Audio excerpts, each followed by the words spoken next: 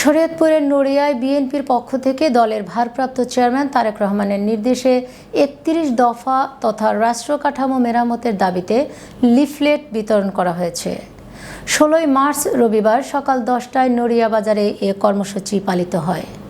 দাবিগুলো জনগণের গণতান্ত্রিক অধিকার পূর্ণ প্রতিষ্ঠা, সুসংবিধান সংস্কার কমিশন গঠন, নিরপেক্ষ নির্বাচন ব্যবস্থা প্রবর্তন সহ রাষ্ট্রীয় বিভিন্ন সংস্কারের লক্ষ্যে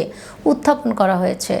লিফলেট বিতরণে উপস্থিত ছিলেন নড়িয়া পৌরসভার ভারপ্রাপ্ত সভাপতি সৈয়দ রিন্টু, সাধারণ সম্পাদক কায়ুম সরদার, সিনিয়র সহসভাপতি সালাউদ্দিন সোয়াল,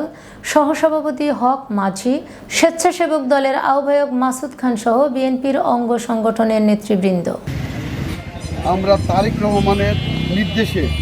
তার যে রাষ্ট্র কাঠামো মেরামতের ৩১ দফা, এই দফার জন্য আমরা যে লিফলেট ছাপিয়েছি তা বিতরণ করার উদ্দেশ্যে আজকের এই রমজান মাসে নড়িয়া বাজারে, নড়িয়া প্রতিটি ঘরে ঘরে আমরা নড়িয়া বাজারে দোকানে দোকানে নড়িয়া পৌরসভা বিএনপি ও অঙ্গ সংগঠনের পক্ষ থেকে সবাই ৩১ দফা যেন সারা বাংলাদেশে তারেক রহমানের নির্দেশনা, এই ৩১ দফার মাধ্যমে, এই লিফলেটের মাধ্যমে সারা বাংলাদেশের নড়িয়া, শরীয়তপুর, নড়িয়া পৌরসভার সবাই যেন জানতে পারে